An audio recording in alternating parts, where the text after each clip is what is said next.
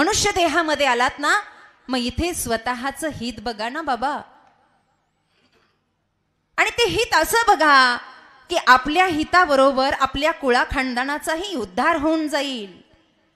कारण जे खरं हित आहे ते एकट्याला उद्धरून नेत नाही, ते सर्व जनांना उद्धरून नेत. आणि म्हणून येवोनिया नरदेहा काही स्वहित ते पहा, असं जर तुम्ही केलं नाहीत ना बाबांनो, तर नाही तरी व्यर्थ जन्म चिंतित असे विषय काम. आपण जर विषयात रत असाल, शब्द स्पर्श रूप रस गंध या पंचविषयाचं आकर्षण जर आपल्याला असेल, तर मग पशुमध्ये माणसामध्ये फरक काय राहिला. कारण पशु तर विषयाचं चिंतन करतात. पशु विषय सेविती, तिसऱ्या चरणात म्हणतात, तया परी तुझी स्थिती. अरे मग जनावरांमध्ये आणि माणसामध्ये फरक राहिला तो कसा. वारकरी संप्रदाय हा माणसाला माणसात आणणारा आहे. आणि म्हणून निळोबाराय म्हणतात, निळा म्हणे व्यर्थ गेला जर तू संत वचनाप्रमाणे वागला नाहीस, तू जर शास्त्राप्रमाणे वागला नाहीस, तर मग निळा म्हणे व्यर्थ गेला प्राणी भूमी भार झाला. विठ्ठल विठ्ठल. अखंड नाम सप्ताह आहे. भगवान बाबांसारखं एक संत, एक कमळ आपल्या सर्वांमध्ये फुललेला आहे आणि त्याचा आनंद आपण सर्वजण घेत आहात. संत हे माध्यम आहे, जीवाच्या आणि शिवाच्या मध्ये असणारं माध्यम आहे. संत हे जोडायचं काम करतात. संत कधी तोडातोड करत नाही, जोडाजोड करतात. आणि म्हणून 84 लक्ष फिरणारा हा योनीमध्ये जीव जे काही तुम्ही आम्ही आहे, आपल्याला भगवत तत्वापर्यंत कसं पोहोचवायचंय हे संतांना माहिती आहे. आणि हे विशिष्ट प्रकारे दाखवण्यासाठीच त्यांचं आगमन आहे, बाकी काही नाही. आलो याची कारणासी, आम्ही याच्यासाठीच आलोय आणि जशास तसं मांडण्यासाठी आलोय. आमच्या मनाचं आम्ही काही सांगत नाही असं संत म्हणतात. एक वेळेला आमच्यासारखे कीर्तनकार रोज दरगावं फिरणारे मनानं काही सांगतील बरं का, पण संत श्रेष्ठी हे मनानं काही सांगत नाहीत. बोलीले जे ऋषी साच भावे झाडू संतांचे मार्ग आड राणी भरले जग. जी परंपरा चालू आहे, तुका म्हणे नाही विश्वास ज्या मणी पहावे पुराणी. मागे वळून बघा, पुराण बघा की भगवंताची किमया किती मोठी आहे, शास्त्राची किमया किती मोठी आहे आणि यांचा आधार आपण घ्यावा. कारण का, हा मनुष्य देह पुन्हा नाही आहे. दुर्लभम त्रयमेवेत देवानुग्रहेतुकम मनुष्यत्व मुमुक्षत्व महापुरुष संश्रयात. विवेक चूडामणी ग्रंथ सांगतोय या 3 गोष्टी दुर्लभ आहे. दुर्लभू रे दुर्लभू रे दुर्लभू हे सांगण्याचं कारण माऊलींचं हेच आहे. बाबा आता या मृत्यू लोकामध्ये येऊन पडलायत ना, मग आता तरी जीवाला कळावं आपलं हित कशात आहे. वंदनीय महाराजांचा एक सुंदर अभंग आहे, आपुलिया हिता जो असे. आता हा अभंग बहुतेक जणांच्या पाठ आहे, पण अजून हित करायचं सुचलं खुशाल नाही म्हणता तुम्ही. खरंच सुचलं नाही काय तुम्हाला. मग सुचलं काय, नाम सप्ताहामधून नेमकं घेऊन काय जायचं. कीर्तनाच्या आधी पंगत असते का, म्हणून जांभळ्या द्यायला लागलेत सगळे. आम्हाला 9 ते 11 कीर्तनाची सवय राहिली नाही दादा आता, कारण थोडंसं उशीर होतो. आणि ठीक आहे, काही हरकत नाही, पण जांभळी द्यायची तर जरा तोंडाला हात लावून द्या. असं आ केलं तर मला वाटलं मला खातं का काय, मला झोप येणार नाही असं करू नका, कारण ते हा हा उग मला काही जास्त जमणार नाही. विठ्ठल विठ्ठल.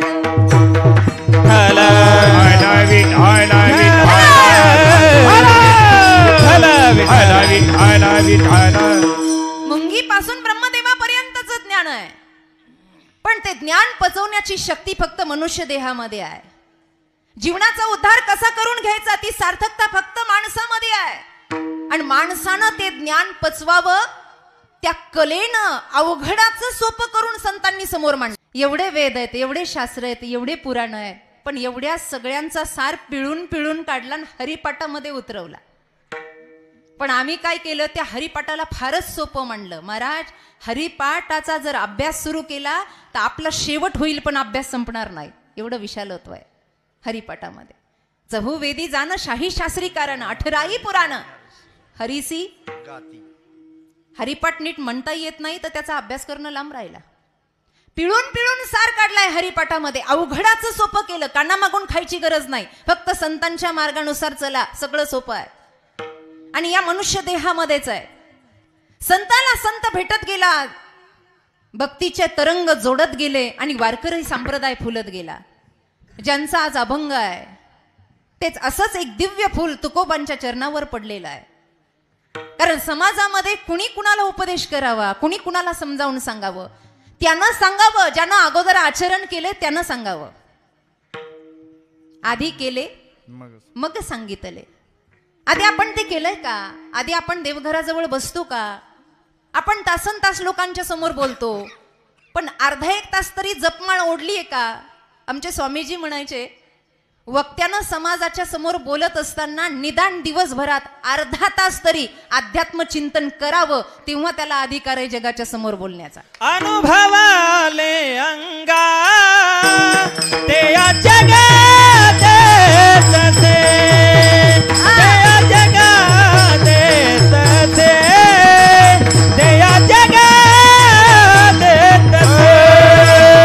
अनुभवाले अरे अंगा ते या जगात तसे, ते या जगात तसे, ते या जगात तसे. आपण जगासमोर बोलतो, पण आपण पचवलंय किती, आपण केलं किती? मनुष्य देहामध्ये त्याला ॲबिलिटी म्हणता येईल, ताकद म्हणता येईल, सहनशक्ती म्हणता येईल. हरिपाठही असा भल्या भल्यांना पचवता येत नाही, त्याला अनुग्रह असावा लागतो. असं म्हणता बर का, असं म्हणता मधली चुळबुळ. कॅमेरेवाल्या दादाला इथंच उभं राहायचंय का? इथंच असतं ना? नाही चालू द्या, राग पाहू नका, भीव वाटते मला.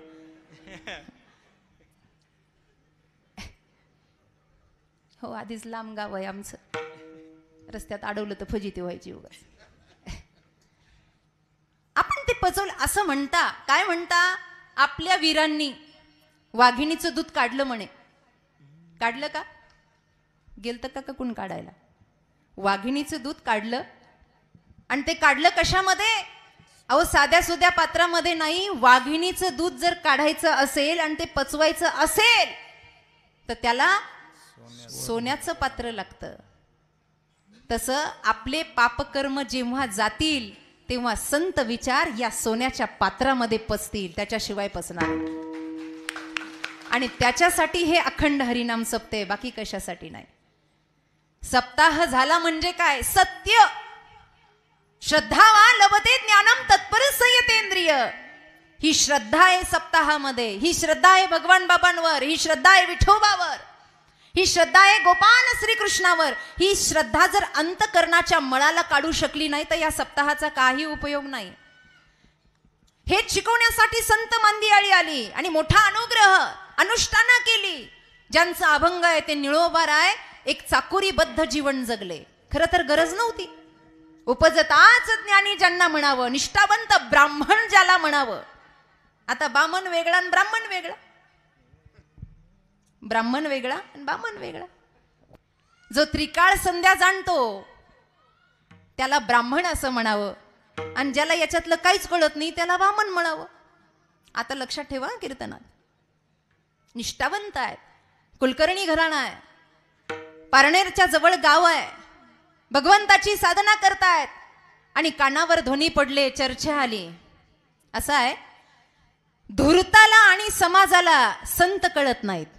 संत कळण्यासाठी संतत्व अंगात असावं लागतं. तू का म्हणे अंगे व्हावे ते आपण, तरीच महिमान येईल कळो, तरीच महिमान. तू का म्हणे अंगे व्हावे ते आपण, तरीच महिमान.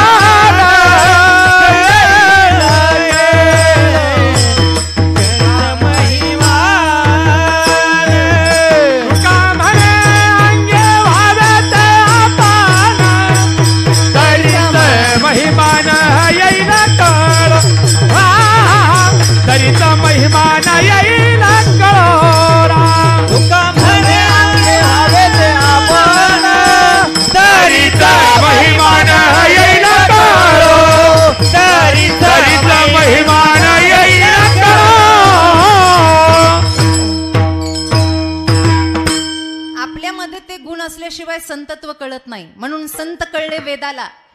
संत कळले वेदाला, वेद देती ग्वाही म्हणे ज्ञानाबाई आई.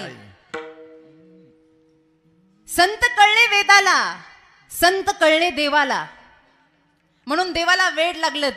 भक्तांना देवाचं वेड लागेल यात नवल नाही माईबाप.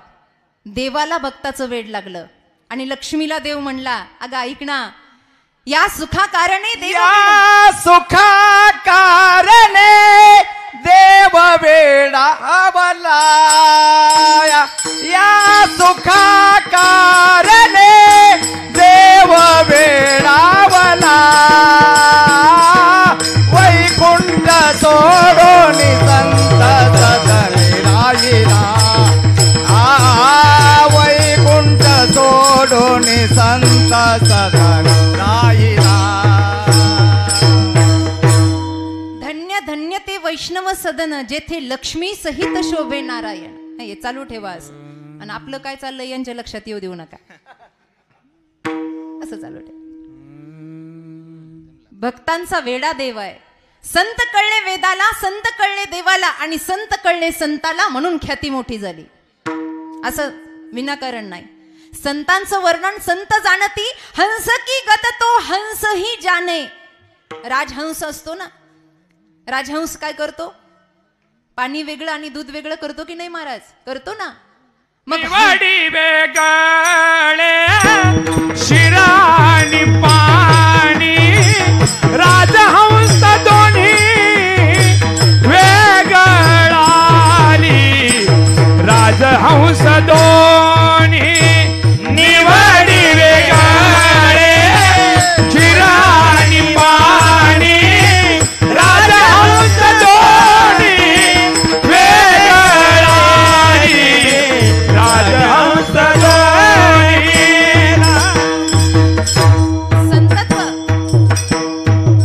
संतत्व सांगायचंय. वेगवेगळं करतं की नाही असा तो हंस. या हंसाला ओळखण्यासाठी हंसच पाहिजे. कावळ्याला हंस ओळखायला येईल का? बसलेली मंडळी, कावळ्याला हंस ओळखायला येईल का? कावळ्याला हंस ओळखता येत नाही. हंस ओळखण्यासाठी ब्रह्मानंदी म्हणतात हंसच लागतो. संत ओळखायला, तुकोबांना ओळखायला निळोबा राय लागतात. त्यांचं वर्णन करायला जगद्गुरु तुकया अवतार नामयाचा, हे वर्णन करायला निळोबा राय पाहिजेत. संतांनी संत ओळखावा आणि संतांनी संताचं वर्णन करावं. संसारात नाही का आपण कुणाचंही वर्णन करतो. शिष्याचं वर्णन गुरुनी करावं आणि गुरुचं वर्णन शिष्याने करावं. आई वडिलांचं वर्णन पुत्रानं करावं. नवऱ्याचं वर्णन कोणी करावं? ब्रह्मचारी आहेत का सगळे? नवऱ्याचं वर्णन बायकोनं करावं ना बाबा. बरं, नवीन नवीन करावं का 5-6 वर्ष झाल्यावर करावं? अगं बाई, नवीन नवीन करते की नाही? ती नवीन नटलेली असते ना, नवीन नवीन उत्साह असतो महाराज तिच्या मनामध्ये. आणि मग ती पहिल्यांदा येती जातीला आली की तिचं वर्णन सुरू होतं. आणि मग ते मैत्रिणी एकत्र होतात, गावाला एकत्र, काय ते गल्लीतले माणसं सगळे एकत्र होतात, चर्चा सुरू राहते. वर्णन ऐका वर्णन, सासर कसं बाई, सासर कसं. मग सगळ्या एकत्र झाल्या, सगळ्या तिला विचारायला लागल्या कसं ग सांगणार. मग आई वडील बोलले, म्हटले ताईडे अगं खूप खर्च केलाय, सासरा कसा आहे ग तुझा? म्हणे काय सांगावं पप्पा, तुमची तर मला कधी आठवणच येणार नाही. ताईडी म्हणते बरं, कशा ताईड्या खुदू खुदू हसल्या बघा. पप्पा मला कधी आठवणच आहे. अहो तुम्हाला काढावं त्यांना लपवावं, काय गुण आहेत, एवढा जीव लावतात, एवढा जीव लावता. मी त्यांना पप्पाच म्हणते, नंतर थेरड म्हणते. आई म्हणते अगं सासूबाई, अगं काय सांगावं आई, मला तर तुझी आठवणच येणार नाही. सगळ्यांचं वर्णन करते हळूहळू. त्या नंदेचं करते, धीराचं करते, अजून कोण असेल त्यांचं करते. पण मैत्रिणींना महत्वाचं वर्णन ऐकायचंय. मैत्रिणी म्हणल्या अगं सगळंच जाऊ दे, आमचे दाजी आमचे भाऊजी कसे आहे, तुझी आहो कशी आहेत? ती म्हणे त्यांचं काय मनावर घेता, ते तर असं आहे अगदी महादेवाच्या पुढचंच.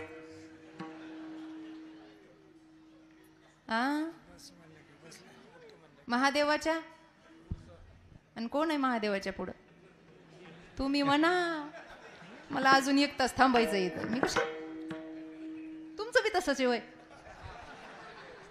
घ्या टाळ घ्या, सगळ्यांचं सारखंच आहे बाबा.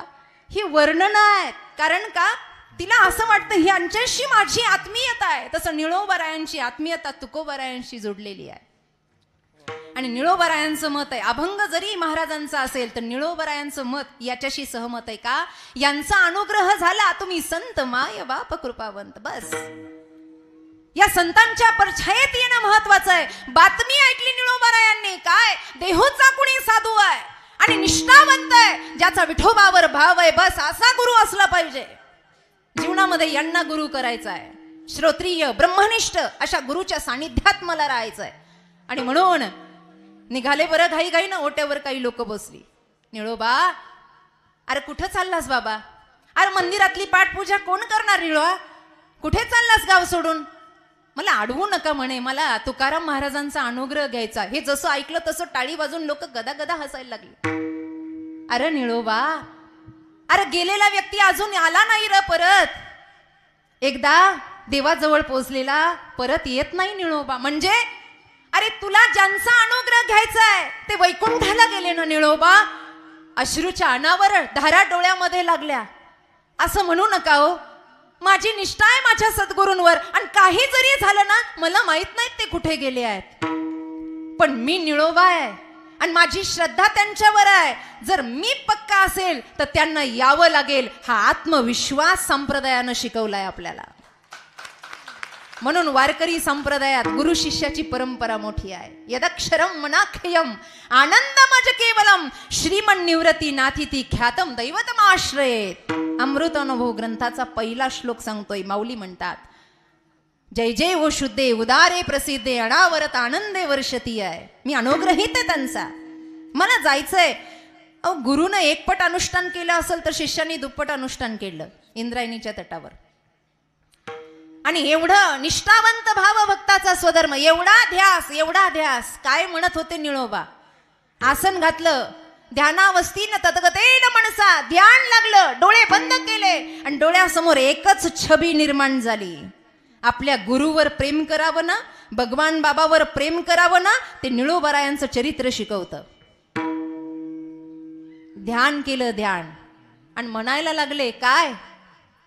श्री विष्णू, श्री पांडुरंग, श्री दत्त, आहा तुकाराम तुकाराम तुकाराम. एकच अट्टहास सुरू झाला. बर कसा? ऊन, पाऊस, थंडी. भगवंत जर साधना करणाऱ्या मंडळीची परीक्षा घ्यायला लागला ना, तर हे आपत्कालीन संकट येतात. आपत्कालीन संकट येतात. देव लवकर परमार्थापर्यंत पोहोचू देत नाही. तुम्हाला खोटं वाटत असेल तर आजपासून नियम करा, रोज हरिपाठ घेतल्याशिवाय पाणी पिणार नाही. 8 दिवस तुम्हाला तो हरिपाठ एवढा परेशान करेल की तू पक्का आहे की कच्चा आहे.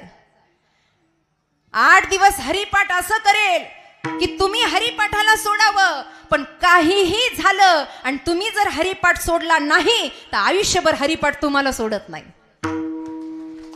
देह जावो अथवा राहो पांडुरंगी दृढ भाव. कंठापर्यंत येईस तर भजन झालं. कंठावरुद्ध झाला, श्वास रोखला निळोबारायांचा. मी का चरित्र सांगतेय? चरित्र सर्वांना माहिती आहे, पण उपदेश करण्याची पात्रता सांगते, योग्यता, आणि ती माझ्यासारख्या अज्ञान बालिकेनं सांगू नये. पण हे चरित्र आहे. कंठापर्यंत अवरुद्ध झाला प्राण, श्वास घेता येईना. आणि मग राई रखमाबाई विठोबाला म्हणतात, का हो लेकरू एवढं संकटात आहे, लाज वाटते का तुम्हाला? जा ना. काय त्याचा जीव गेल्यावर जाणार आहे तुम्ही? कशाची वाट पाहताय? अगं रुक्मिणी, त्यानं मला एकदाही आवाज दिला नाही का? तुकाराम हे तुमचं नाव असू शकत नाही का? या जगतावर तुमची सत्ता आहे ना. वासुदेव सर्वमिती स महात्मा सदुर्लभ, विठ्ठल जळी स्थळी भरला, तुमचे भक्त म्हणतात ना. मग जा ना. रखमाईचं ऐकलं, विठोबा धावत धावत आले. निळोबारायांचे नेत्र बंद आहेत. आंखों से आंसू बहे, वाणी से कुछ न कहे, ऐसा तुझको जब से हो गया, समझ भक्ति रंग चढ़ गया. कंठी प्रेम दाटे, नयनी नीर लोटे, हृदयी प्रगटे राम रूप. ही अवस्था झाली निळोबारायांची. आणि परमात्मा आला. काय शक्ती आहे हो या वारकरी संप्रदायातल्या संतांची. परमात्मा आला, विठोबा आले, श्री विठ्ठल आले. निळोबराय बसलेले आहेत, पण परमात्म्याच्या त्या तेजाकडे निळोबांना काही घेणं देणं नाहीये. परमात्म्यांनी आवाज दिला, निळा, ए निळा. डोळे उघडले आणि पाहिलं, हा, अरे मी आलोय. कोण? अरे जगाचा मालक. कोण? अरे मी पांडुरंग, मी विठ्ठल. मग एवढी उर्दंडता आतापर्यंत पांडुरंगाच्या बाबतीत झाली नव्हती की देव समोर आला आणि तो म्हणतोय मग, अरे मी देव, माझ्यासाठी जग वेड होतं आणि तुझ्यासाठी मी आलोय. निळोबराय म्हणले, तुला बोलवलंय कुणी? येते तुझं लागे बोलवील कोणी, येते तुझं लागे बोलवील कोणी, येते तुझं लागे बोलवील कोणी, येते तुझं लागे बोलवील कोणी, येथे तुझ्या लागी बोलविले कोणी, हे येथे पांडुरंग, तुझ्या लागी बोलविले कोणी, येथे तुझ्या लागी बोलविले कोणी, येथे तुझ्या लागी बोलविले कोणी. प्रार्थिले वाचोनी आलासिका, प्रार्थिले वाचोनी आलासिका, प्रार्थिल्या वाचोनी आलासिका, प्रार्थिल्या वाचोनी आलासिका, प्रार्थिले वाचोनी आलासिका,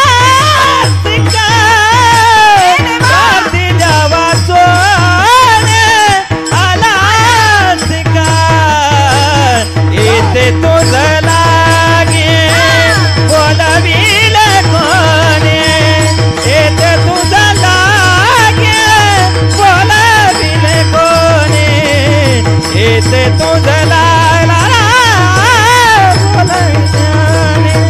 येते तुझं लागे बोलवील कोणी.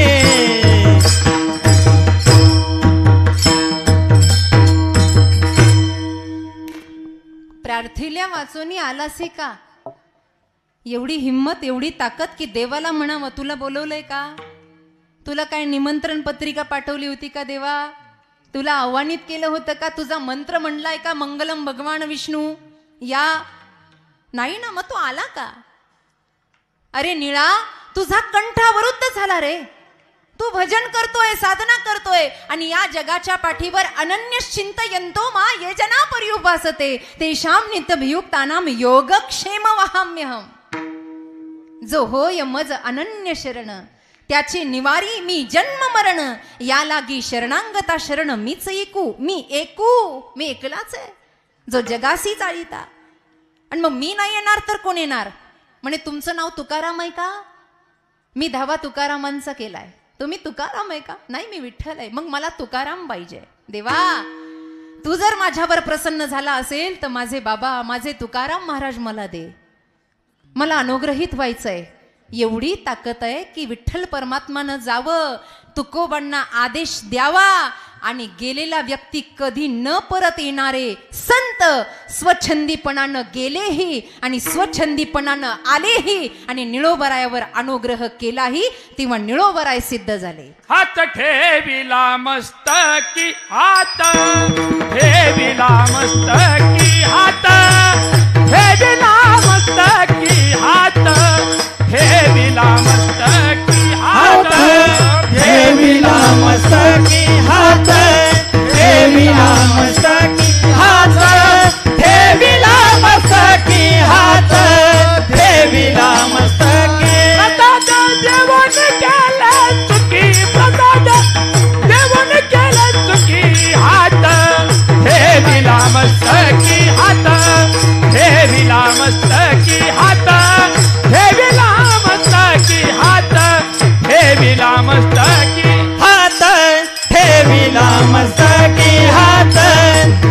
ठेविला मस्तकी हात ठेविला मस्तकी हात ठेविला मस्तकी हात ठेविला मस्तकी हात ठेविला मस्तकी. महापुरुष संश्रयात जे म्हणतात ना ते याला म्हणतात. हात ठेविला मस्तकी, अनुग्रह केला, मंत्र दिला, साधना परिपूर्ण झाली आणि मग घडले निळोबाराय जगाला प्रकाश देण्यासाठी. असतो मा सद्गमय. हा आजचा अभंग निळोबारायांचा आहे. ज्यांनी केलं, अनुभवलं आणि मनुष्य जीवनाची सार्थकता ज्यांना कळाली. कारण मनुष्य जीवन तोपर्यंत धन्य होत नाही, एक तर त्यानं संतांच्या चरणी झुकावं. संप्रदायामध्ये झुकणं शिकवलंय, ताठपणा नाही शिकवला बरं का महिला मंडळ.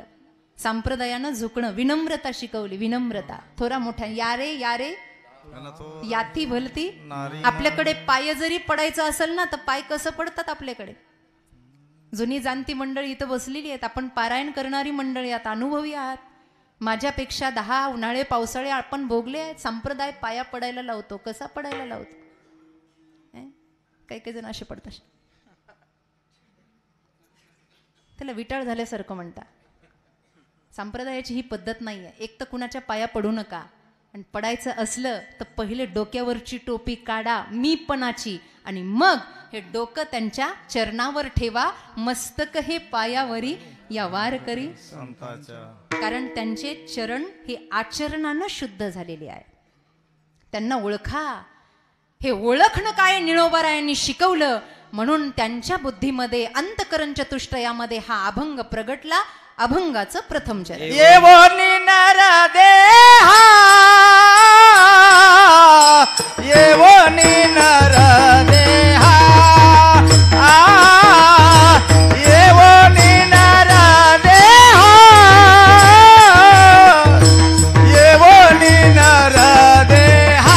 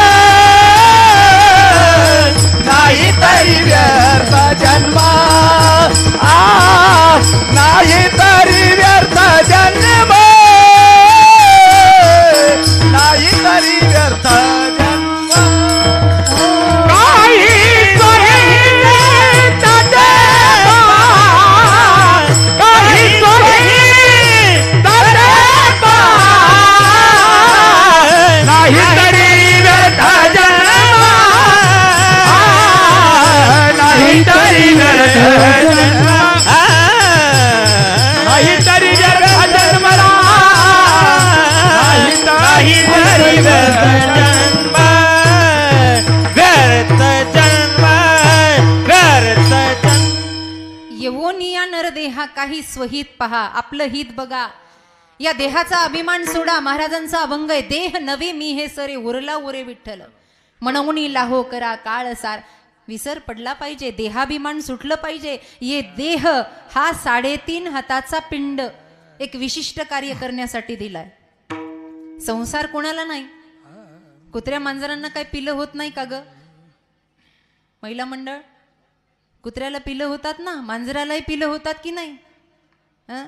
मांजराचं पिल्लू तर आपल्या पिलापेक्षा गोड दिसतं, म्हणून तर आपलं पिल्लू त्या पिलाला घेतं. कुत्र्याचं पिल्लू पण गोड दिसतं आणि म्हणून आपलं हापचड्डीवालं कुत्र्याला घेऊन फिरतं. विनाकारण ते गोड आहे म्हणून फिरतं ना. मग त्यांना पिलं होत नाही का? त्यांना संसार नाही का? मग त्यांच्यात आणि आपल्यात फरक काय राहिला?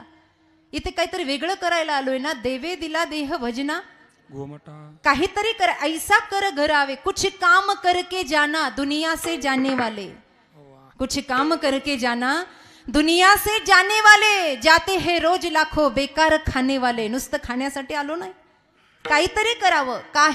काहीतरीच नको. कुठे का होईना शरणांगती. एक तर देश धर्माच्या कामी आपलं शरीर पडावं, नाहीतर परमार्थाच्या गो ब्राह्मणाच्या गोवर्धन गडाचं काम चालू आहे.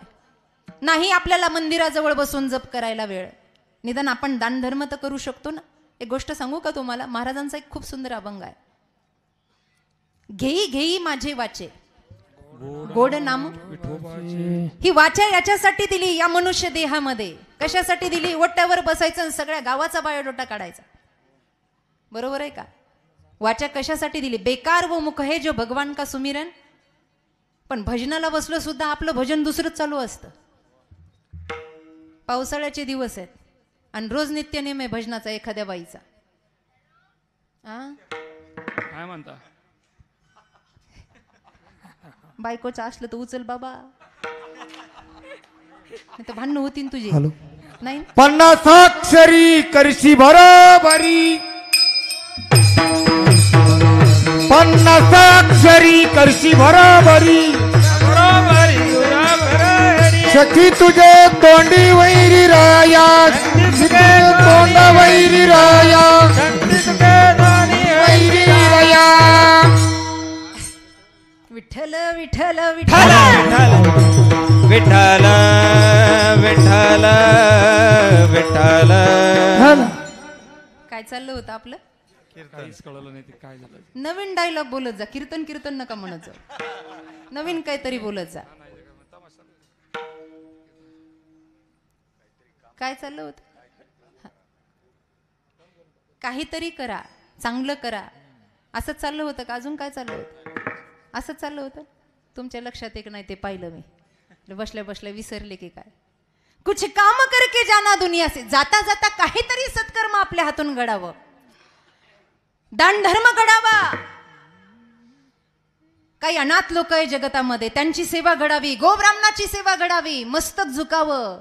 गोवर्धन गडांची सेवा चालू. इथून प्रारंभ झालता, आता लागले मान हलवायला. आमच्या महाराजांनी मला सांगितलं की या आदरणीय ताठे दादांनी दान केलं, ही सगळी भूमी त्यांची आहे. असे धर्मात्मा अजून जिवंत आहे म्हणून हे सभा मंडप उभी आहेत. अजूनही धर्म आहे. आग लगी आकाश में बरसने लगे अंगार, ऐसे धर्मात्मा न होते दुनिया में तो जल जाता संसार. कबीर महाराज म्हणतात. कुणीतरी पुढे झालंय ना, मग त्याला धक्का द्या, अजून पुढे जा. पावसाळ्याचे दिवस आणि बाईचं नित्यनेम आहे भजनाला जायचा, नियम आहे. एवढा पाऊस पडायला लागला की तिला भजनाला जाता आलं नाही. मग रस्त्यानं जाणाऱ्या एका दादाला तिनं हात केला, दादा मंदिरापर्यंत नेऊन सोड ना. आणि मग ती भजनावाली बाई मंदिरावर बसली का शेजारनी म्हणतात ना, पहा भजन. ही ईर्ष्या, हे मी तू पण कशासाठी? हा देह त्याच्यासाठी मिळालेला नाही. आद्यगुरु शंकराचार्यांचा अष्टक आहे, आपण ऐकूया. शरीरम स्वरूपम तथा वा कलत्रम यशश्चारु चित्रम धनम मेरु तुल्यम.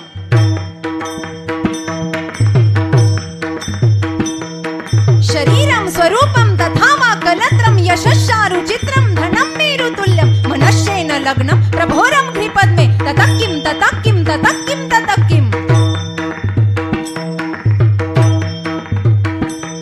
षडंगादि वेदो मुखे शास्त्र विद्या,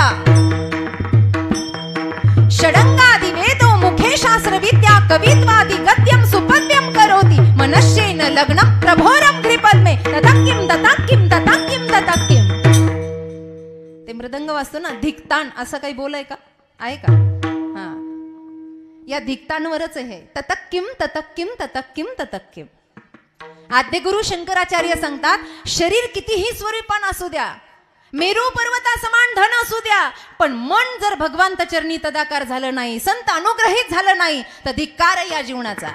मग येऊन या नरदेहा हे लावायचं कुठे? काही स्वहित पहा, आपली व्यसन सुटावी, आपल्या मनातला दंभ जावा, अभिमान जावा, अहंकार. अरे कसल्या मी तूपणाचा अहंकार? कोणता? अरे ज्या संताधिकांनी भजन केलं, ज्या कर्णाने दान केलं, त्यांना कधी अभिमान झाला नाही. म्हणून आज त्रिकाळामध्ये त्यांचं नाव गाजतंय. आता दानाचा विषय निघालाच म्हणून सांगते आहे, सत्कर्म हे दान सुद्धा आहे. या नरदेहामध्ये ते तरी केलं तरी चालेल, कर्णाचं नाव पुढे येतं दानाच्या बाबतीमध्ये. आपण जुनी जाणती मंडळी आहात. दाढी करताना 18 विश्व दारिद्र्य घेऊन एक व्यक्ती आला म्हणे, तर वाटीमध्ये पाणी होतं, सोन्याच्या वाटीत पाणी होतं. त्यानं मागितल्याबरोबर वाटीच फेकून मारली. घेऊन जा म्हणे. त्या न्हाव्यानं विचारलं, महाराज, कर्ण महाराज, दान देताना संकल्प करावा लागतो, हातात पाणी घ्यावं लागतं, मंत्र म्हणावे लागतात, तुम्ही तसंच फेकून मारलं? ते म्हणले, अरे एवढा विधी करेपर्यंत माझा जीव गेला तर? वाट कुणाची पाहायची आहे? दुर्योधनाची पत्नी माहेराला जाऊन बसली आहे. बराच काळ झाला, तिला आणायला कुणीतरी पाहिजे. कोण आणणार, कोण आणणार, कोण आणणार? युद्ध प्रसंग जवळ आला आणि आपत्कालीन वेळेला आपला मित्रच आपल्या मदतीला येणार. म्हणून सकाळी सकाळी एक सैनिक पाठवला. कर्ण स्नान करत होते आणि स्नान चालू असताना असे नदीतून वरती आल्याबरोबर त्यांनी पितांबर तो गुंडाळला. पांढरा कपडा होता, घाई घाईमध्ये गुंडाळला म्हणे. आणि तो सैनिक तिथे पोहोचला, म्हटला, कर्ण महाराज की जय. काय? ताबडतोब तुमची आठवण केलीये, चला. काय काम आहे माहित नाही, तुम्हाला लवकर बोलवलंय, काहीतरी संकट असावं म्हणून एवढ्या पहाटे पहाटे सैनिक आला. कर्ण तसेच निघाले, साध्या कपड्यावर, कपडे घातलेच नव्हते, पितांबर गुंडाळलेला होत, तसेच निघाले धोतर गुंडाळून.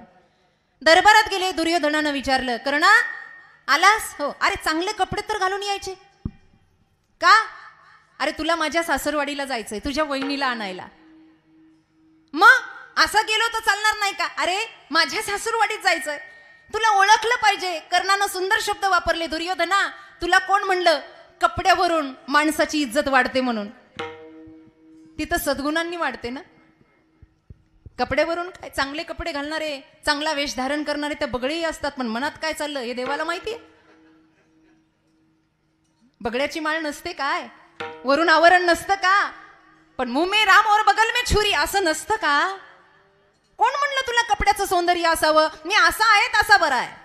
रथ तयार केला आणि निघाला. आता दुर्योधनाच्या सासरवाडीमध्ये जायचंय. या वहिनीबाई तिकडे तिकडे निरोप गुप्तचरांनी पाठवला. रथ येतोय, तयारी करा. कोण येतोय माहित नाही. घाई गडबडीनं तयारी केली आणि घाई घाईमध्ये 2-3 अलंकार बापाचे जास्तच गळ्यात घातले. कंठापर्यंत सोनं आलो, कंठापर्यंत. एवढी सगळ्या सोन्यानं पिवळी झाली दुर्योधनाची पत्नी. आता ज्या रस्त्यानं कर्ण महाराज गेले त्या रस्त्यामध्ये एक गाव होतं आणि त्या गावामध्ये एक ब्राह्मण राहत होता.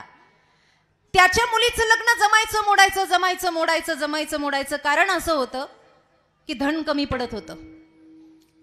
रोजच्या कर्मकांडातून किती मिळायचं, सत्यनारायणातून किती मिळायचं, पैसा कमी पडत होता, सोना अडका कमी पडत होता. आणि त्याला त्या गुप्तचरांनी सांगितलं, अरे सगळ्यात मोठं उदार व्यक्तिमत्व या रस्त्यानं गेलंय कर्ण, आणि हाच रस्ता आहे कर्णाला परत यायचा.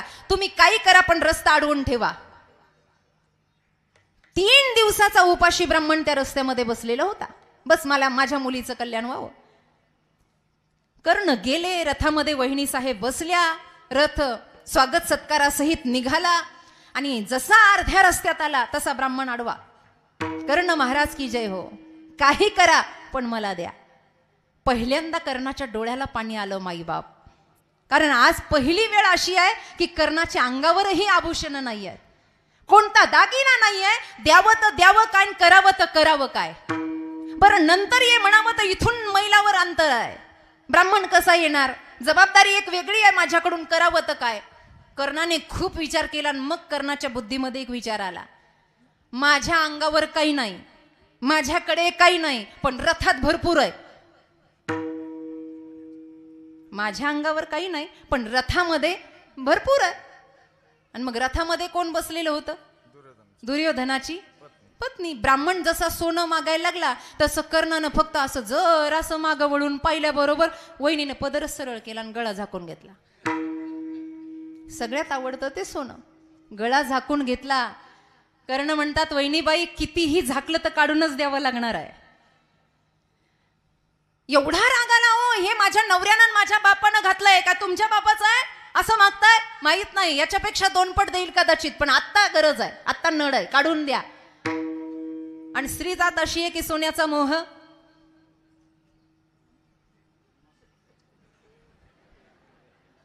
त्याच्यातून माझ्याकडे बघतात तिच्या अंगावर काय काय आहे.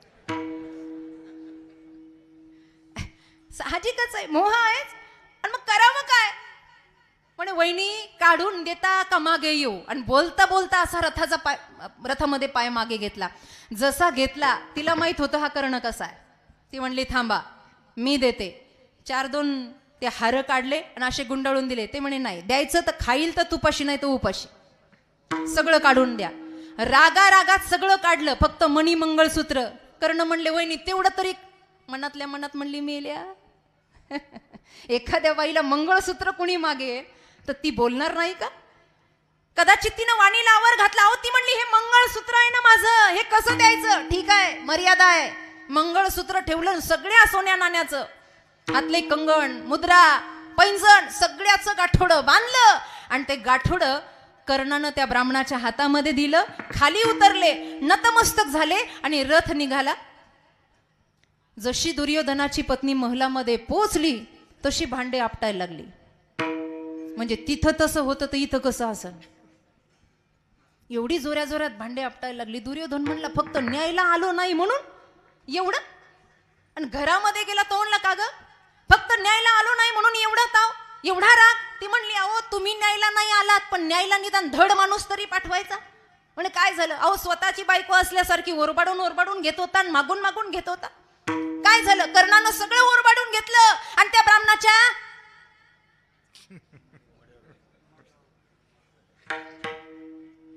दिलं म्हणे सगळं. जशी जशी तिला राग यायला लागला तसा तसा दुर्योधन टाळी वाजून हसायला लागला. आणि बायको चिडल्यावर दात काढीत जाऊ नका, अंगलोट प्रकरण येतं कधी कधी. ती जशी जशी चिडते तसा तसा हा हसतो. ती म्हणली अहो तुम्हाला हसायला काय झालं? तो म्हणला माझं नशीब. म्हणे काय?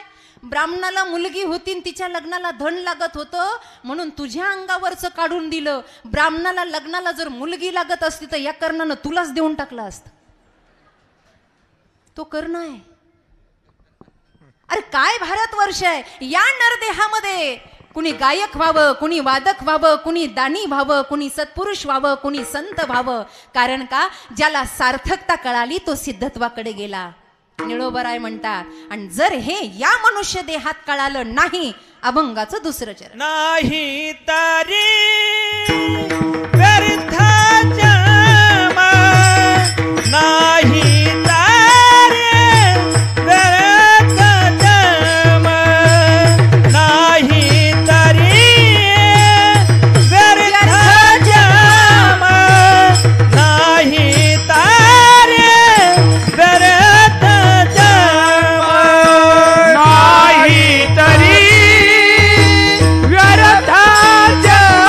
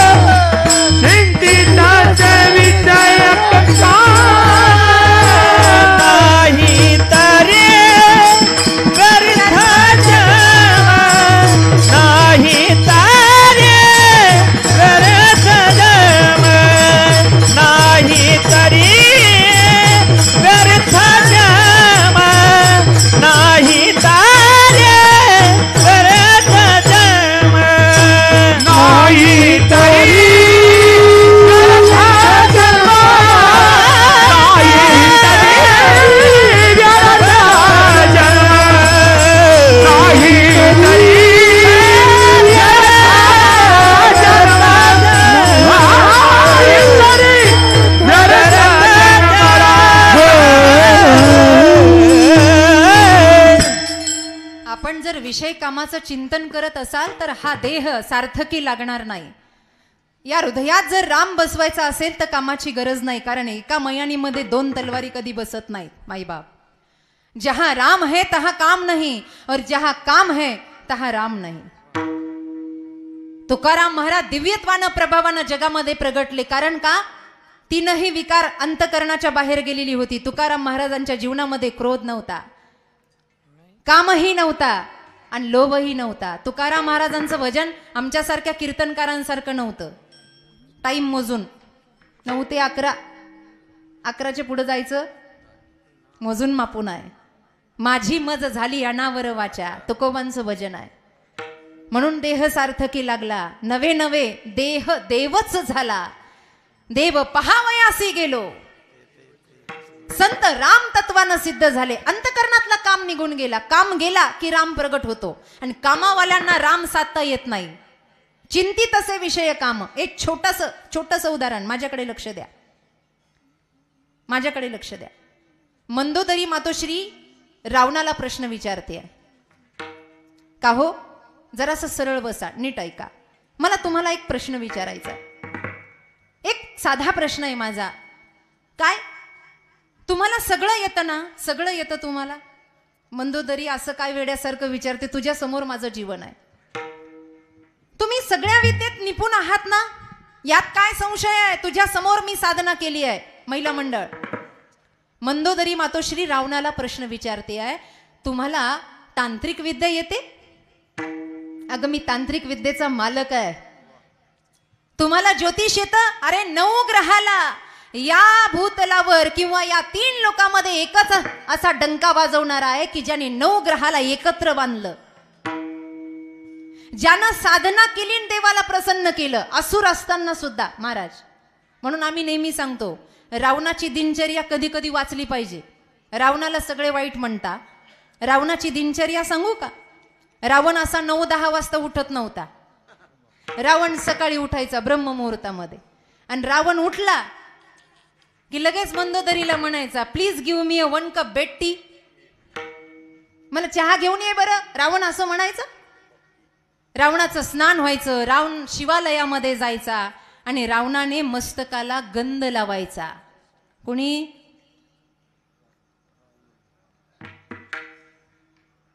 रावणाचं सांगते आहे. मस्तकाला त्रिपुंड लावायचा आणि नुसत्या त्रिपुंडावर थांबलेलं नव्हतं, शिवाच्या चरणी माथा झुकवायचा आणि ज्या तांडवामुळे शंकराचं आसन डोललं ते तांडव म्हणायचा. जटाटवी गलत जल प्रवाह पावितस्थले गले वलम विलंबिता भुजंग तुंग मालिका.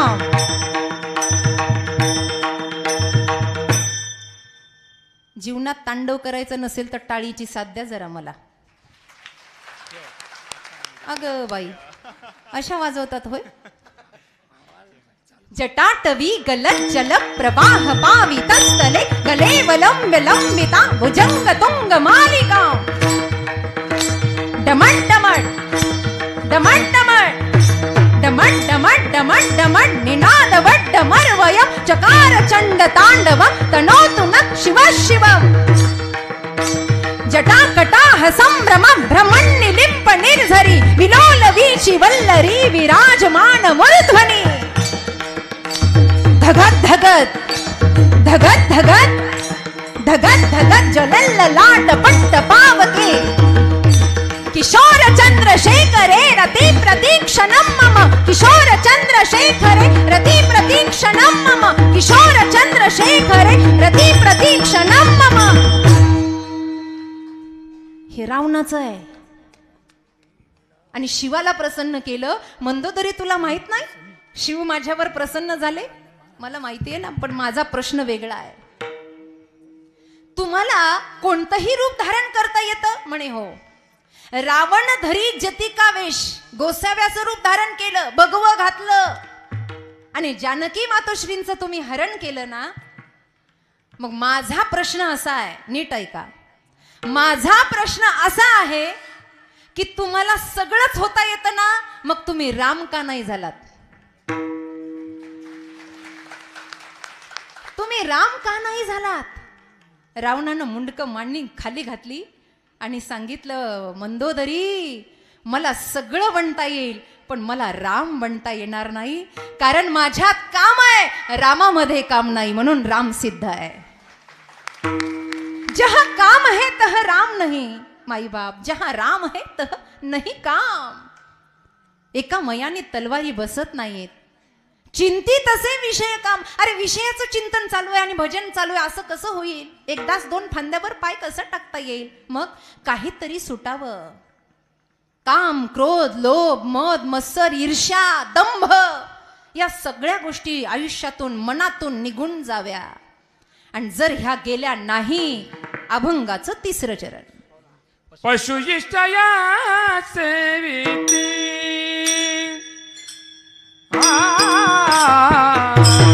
पशुविषया सेविती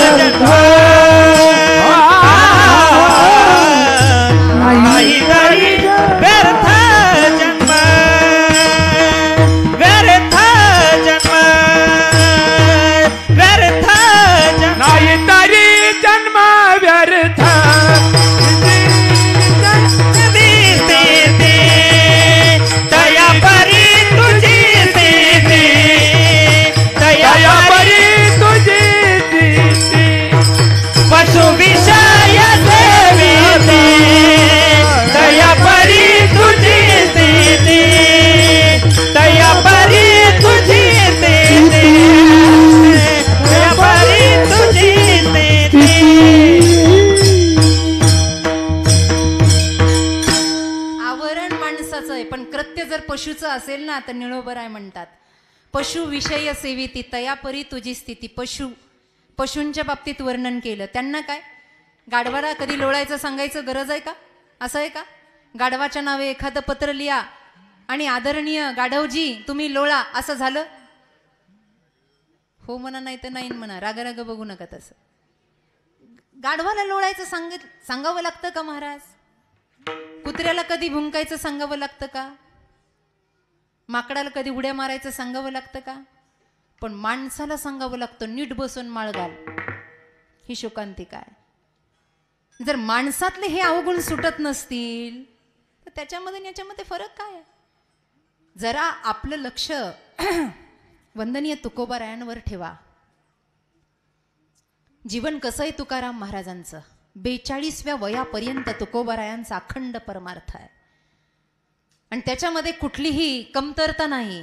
किती परीक्षा घ्यावी समाजानं, किती शिक्षा द्यावी समाजानं, किती छळ करावा माऊलींचा समाजाने. सगळ्या संतांचा छळ झाला पण मागे हटले नाही. आम्हाला टिकून राहायचं या देहाची फक्त एवढंच नाही, उद्धारा या जन जड जीव. आपण जे बसलोय ना, ज्यांचं परमार्थाकडे लक्ष नाही, लक्ष असल्यासारखं आहे परमार्थ करणं वेगळं आणि परमार्थ मनात उतरवणं वेगळं. माऊलींची एक ओवी आहे, झडझडोनी वाहिला नि गईये भक्तीची वाटे लाग जीवी पावसी अव्यंग निज धाम माझे. कुठे आपला परमार्थ किती कळला? सप्त्यातलं आपल्याला काय कळलं? गाथा भजन कळलं, पारायण कळलं, निदान कीर्तनातला थोडासा प्रसाद आपल्याला घेता आला, कळलं काय जीवनामध्ये? निदान याच्यातलं कळत नाही, निदान शूरवीरांचा तरी अभ्यास करावा, निदान छत्रपतींचा तरी अनुग्रह घ्यावा, निदान स्वामी विवेकानंदांचा तरी अनुग्रह घ्यावा, निदान कीर्तनात बसलं तर आरशात तरी पाहावं मी कुठे आहे म्हणून. हे कथा कीर्तन म्हणजे आरसा आहे की नाही? आरशात पाहावं की नाही माणसाने? आरशात पाहता का महिला मंडळ? आरशात कशाला लाजायला लागल्यात? आरशात पाहता ना? आरशात पाहिल्याशिवाय दिवस जातो का? जात नाही. तुम्ही पाहता ना, आम्ही पाहतो. काही काहीला झोपीतून उठलं का आरशात पाहायची सवय. आरशात पाहतं, बिना दात घासल्याचं आरशात पाहतं. आणि पुन्हा एखादं काम नाही झालं का दुसऱ्याला म्हणतं कुणाचं थोबाड पाहिलं कुणाच ठाऊक, आज कामच होईल. अरे तुझंच पाहिलं आणि कुणाचं पाहिलं? आपलं धड नाही, दुसऱ्याला कशाला नाव ठेवायचं?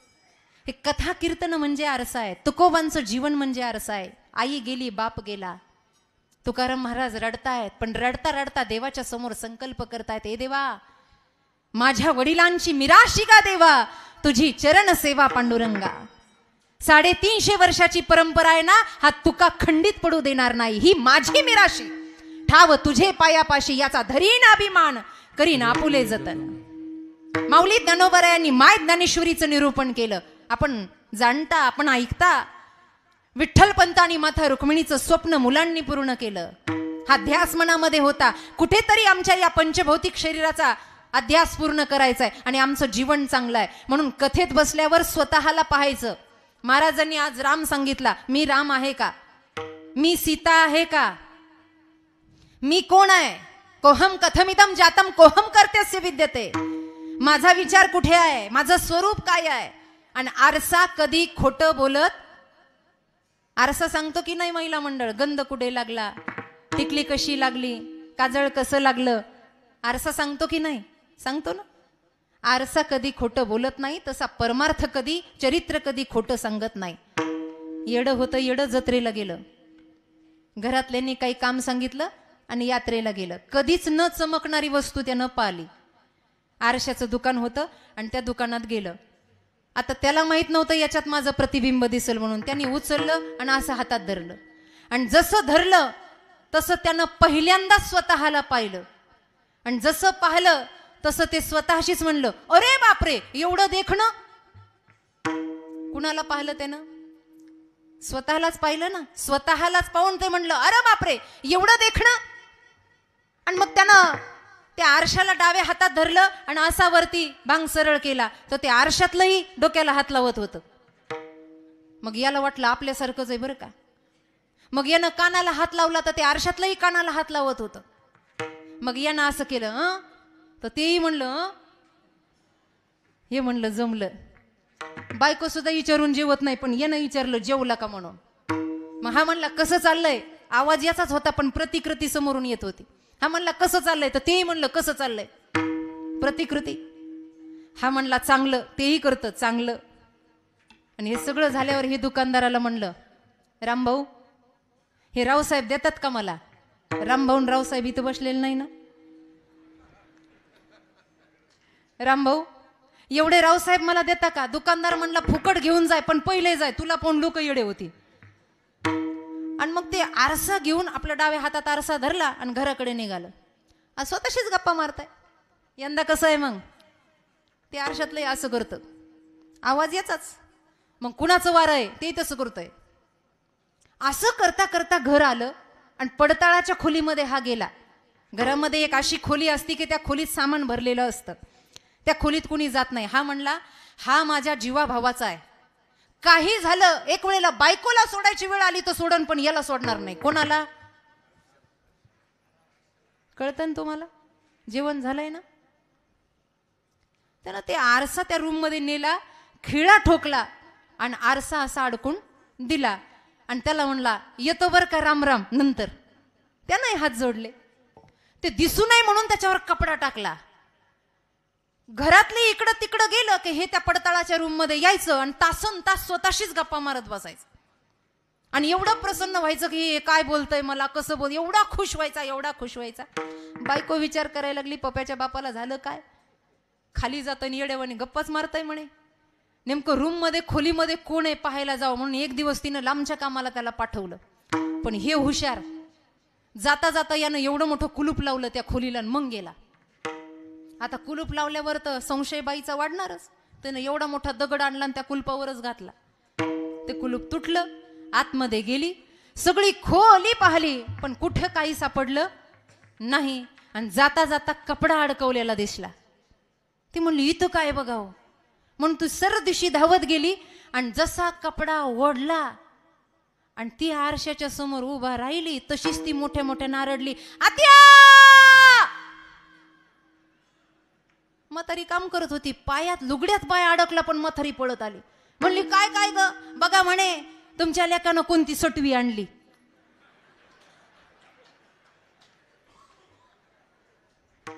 कोण होती आरशात? काही काही घरच येडे असतात. पाय पवित्र डोकंही चित्र, कशाचाच पत्ता नसतो, सुधरतच नाही त्यांना. आता बघा बघा म्हणे तुमच्या लेकानं काय केलं, हे सोंग आणलं म्हणे. आता म्हातारी आगाव, ती म्हणली बघू बघू बघू कशी आणली. हिला लुटलं, म्हातारीनं पाहिलं. अगं बाया म्हणलं ही म्हातारीची तरणी आणायची.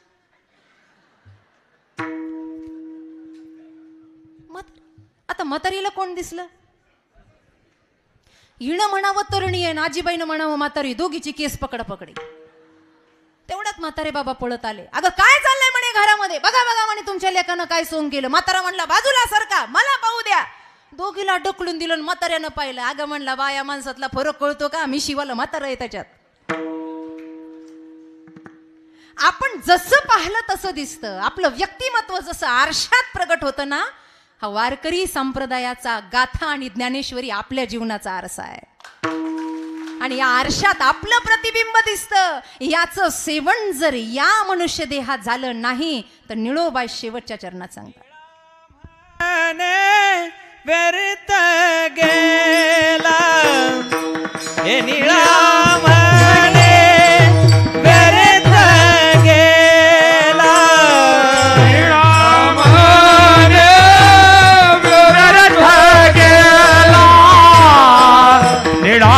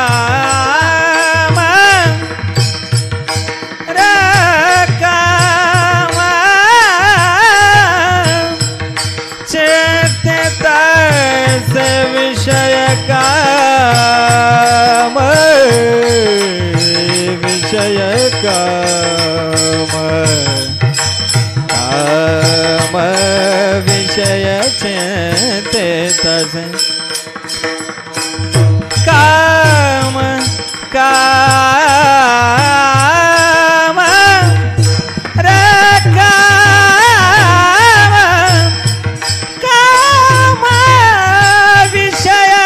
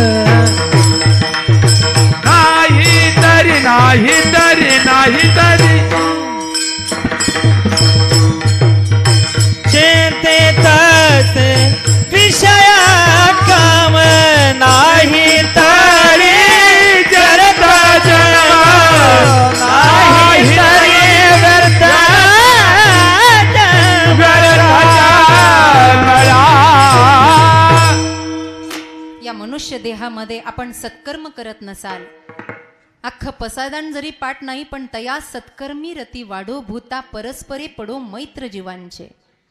माऊलींचा जन्मोत्सव सोहळा जवळ आलाय आणि 15 ऑगस्टच्या दिवशी माऊलींच्या मंदिरावर सोन्याचा कळस बसतोय. आनंदाचा क्षण आहे.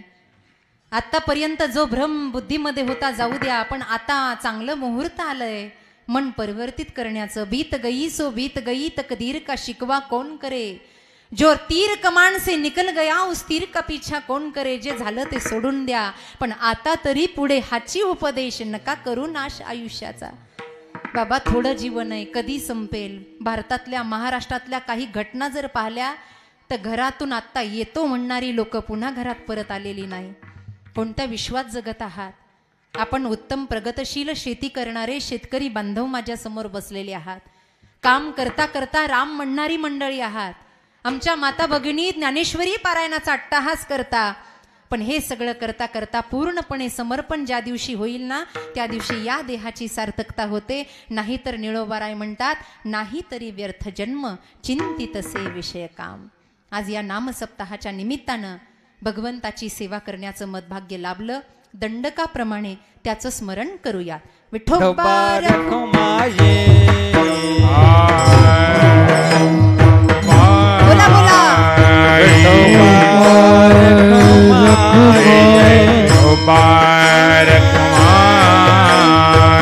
हरे जय जय, हरे जय जय, विठोबा रखुमाये राम.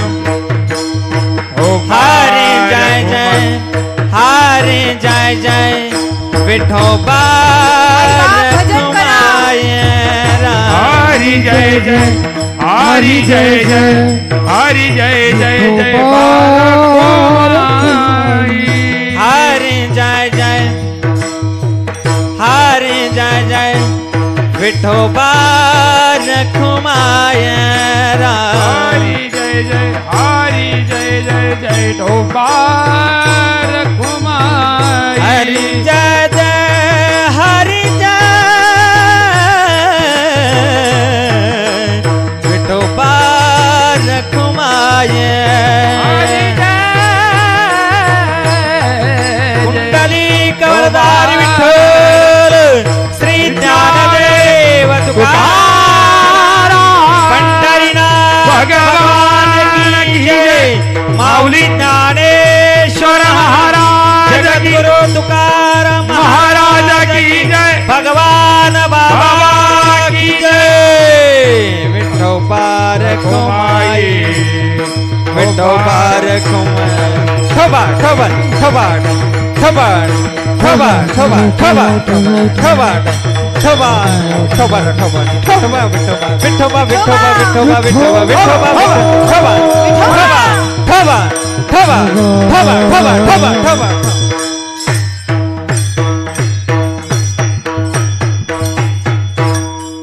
आमच्या आनंद महाराजांनी मला सांगितलं, म्हणजे आमच्या गडावर जेवढे लोक येतात तेवढ्यांचा आवाज फार सुंदर आहे. म्हटलं मला कधी ऐकायला भेटेल काय माहिती. म्हणून एकदा वरती हात करा, तुमच्या तोंडून ऐकायचंय मला. श्रावण मास चालू आहे, शिवाचं भजन करूयात महाकाळाचं. एकदा वरती सर्वांनी हात करा, सर्वांनी ताट करा आणि सगळ्यांनी म्हणायचं. मंडपाच्या बाहेरही जे उभे आहेत अंधारात करा, सर्वांनी करा. माता बघ, सर्वांनी ताट करा सरळ. फक्त टाळी वाजवायची नाही, या तोंडानं म्हणायचं सुद्धा. ओम नमः शिवाय, ओम नमः शिवाय, हर हर भोले नमः शिवाय. म्हणा.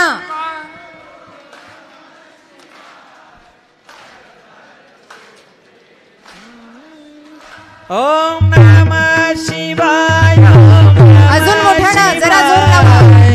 हर हर भोले नमः शिवाय.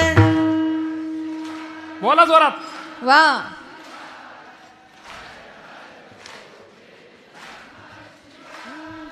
गंगाधरा शिव गंगाधरा, हर हर भोले नमः शिवाय.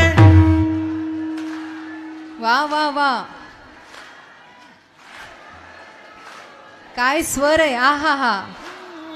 जटाधरा जटाधरा हर हर भोले नमः शिवाय. आहा हा. इकडे कमी पडतंय. ओम नमः शिवाय ओम नमः शिवाय हर हर भोले नमः शिवाय ओम नमः शिवाय ओम नमः शिवाय हर हर भोले नमः शिवाय नमः शिवाय ओम नमः शिवाय हर हर भोले नमः शिवाय ओम नमः शिवाय ओम नमः शिवाय हर हर भोले नमः शिवाय. ओम नमः पार्वती पते हर हर. शिव छत्रपती शिवाजी महाराज की, धर्मवीर संभाजी महाराज की, संत भगवान बाबा की, भारत माता की. हर हर. असं फुसकं महादेव नका म्हणू. जरा बेंबीच्या सह्याद्रीचा छावा आहे बाबा, वरती हात करून म्हणायचं हर हर महादेव हर हर महादेव हर हर. महादेव. वा, दृष्ट काढा वाटते हा महाराज.